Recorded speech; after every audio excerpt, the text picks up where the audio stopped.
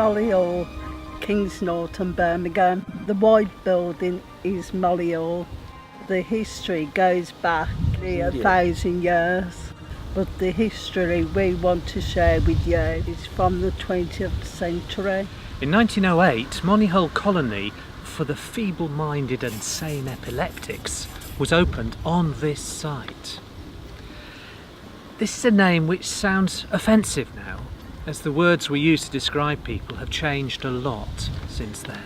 Ideas how to look after people with learning disabilities so change. You should remember that what was here before this housing estate was built was a home for thousands of people and an important part of this area's history. In this film, we talk to some people who lived at Monyhull Hospital. Through CASBA's Heritage Lottery funded project, we'll also examine how life has changed today for people with learning disabilities and whether the move to community care has meant that they live better, more fulfilling lives as part of the vibrant city which is Birmingham.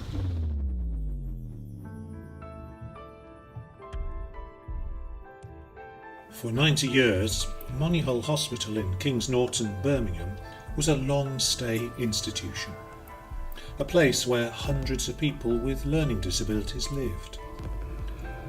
This historic local landmark site had become derided, stigmatised and misunderstood over that time. Closed off from the local community, the residents were either seen as scary people locked away in padded cells or as figures to laugh at. It led to a local term of abuse, Monny, which was widely used in nearby schools to describe stupid behaviours by their peers. Whenever the fire alarm went off, local children would run off screaming, "One of them's escaped." I think people in the area, particularly children, thought of it a place where it wasn't people with learning disabilities but people that were mad and dangerous, so it was considered a real risky thing to do. So the dares would be, I dare you to cycle into the grounds of Monyhull, and I don't think any of us ever did. However, for many of the staff, the atmosphere inside was totally different. Physiotherapist Alison Last remembers, when I was working with people to promote activities, if there was an activity that was possible, we had a go at it and we learnt together. So we learnt to ski together, we learnt to run, we cycled, we had sports days, we had fun days. If there were activities available, we gave it a go and we did it together. I working with me, okay. I've been eating with me. I've been wash cars. OT. We worked together, didn't we, Yeah. Jeremy? Quite a long time ago Yeah, now. making customer play. Yeah. My to by there. Yeah. To. That was where you lived for a while. When you were at Oxford, did you go shopping? Yeah, Yeah. And did you do cooking? yeah, Did you go on holidays? yeah. What sort of holidays did you go on? Uh, Can you remember? Going on the plane? Quite a few former residents would not speak about their experiences because it would bring back painful memories. Those who did complained about the poor food and the lack of respect for their wishes and their possessions. First met Michael at Ward 2 at Monyhull. I started here, working here, but the home wasn't finished building yet. So we went to Monyhull to spend some time to get to know the residents that were going to move into the care home. Dinner at Monyhull used to make me sick there. Oh, then you're not having that dinner. That's good dinner here, mate. Make cook. What about, like, because you got the kitchen, you go in and out of the kitchen here. Could you do that at Monyhull? No. So is that something you prefer? Yeah. Okay, so this is Michael's room. Obviously you can see he's got all of his buses, his trains, his fire engine that he likes to play with and to keep. Did you have toys when you were at Monyhull Hospital, Michael? No, they used to take them off me. Why did they do that? They used to take them off. He's too childish at Monyhull. Too childish there. There was no privacy at all, and there was just dormitories, and the toilet facilities were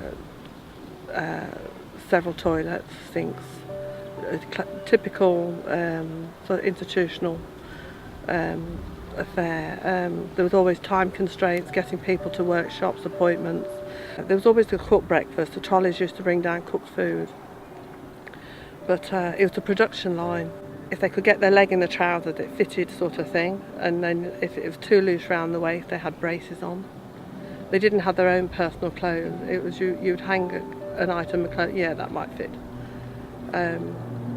It was very, very impersonal. The numbers of residents at Monyhull halved from over 1,400 in the 1940s, when the NHS took over the running of the hospital, to 700 in the 1970s. Throughout the 1980s and up to its closure in 1998, a resettlement team helped to find suitable accommodation to which the remaining residents could move. I used to work in a home called Oakswood. It was a home where people could go and learn life living skills, live more independently in the community. It was based outside of the hospital, so it was a big change for them when they were learning to adjust from living in a big place to going and living in somewhere that was a lot smaller. Some people adapted quite well, and they were excited about the life that they were going to have, and that was going to encourage them to live more independently.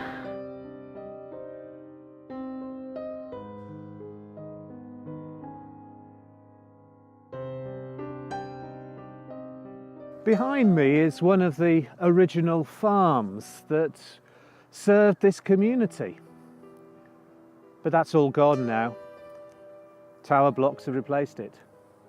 And a whole new generation of people with learning disabilities is coming into being. People who live not in institution but in community. They face their own challenges as they integrate into that community. Social services are more likely to take away their children rather than help them coping with them in their own home. There's also a lack of financial security, as benefits are constantly being changed, it seems. And combined with the closure of other services which have supported people over the years, there are challenges. And this leads to some people with learning disabilities struggling to participate in activities outside of their own homes. And the importance of paid work for people's self-esteem should never be underestimated. Shockingly, national statistics show that only 6% of people with a learning disability are in paid work. CASBA advocate for people with learning disabilities. They gave others a voice, and they gave me a voice. Here are some of mine.